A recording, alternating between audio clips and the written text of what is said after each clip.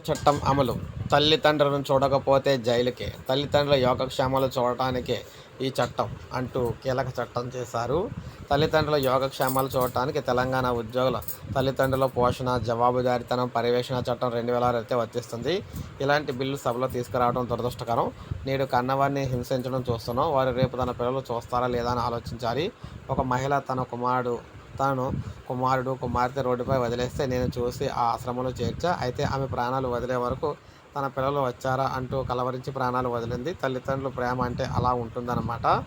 అయితే మొత్తంగా చూసుకున్నట్లయితే ప్రపంచమంతా కుటుంబ వ్యవస్థ విషయంలో భారత్ను ఆదర్శంగా తీసుకుంటుంది. మన వద్ద ఉద్యోగులు కన్నవారిని వదిలేస్తున్నారు. చివరికి శాసనసభలో చట్టం చేసే పరిస్థితి వచ్చింది. సమాజంలో మార్పు తెచ్చేందుకు మనం పరిశీలన చేయాలి. ఉద్యోగుల నెల జీతంలో 15 నుంచి 10 లేదా 15% లేదా 10,000 ఇచ్చినా చాలవు.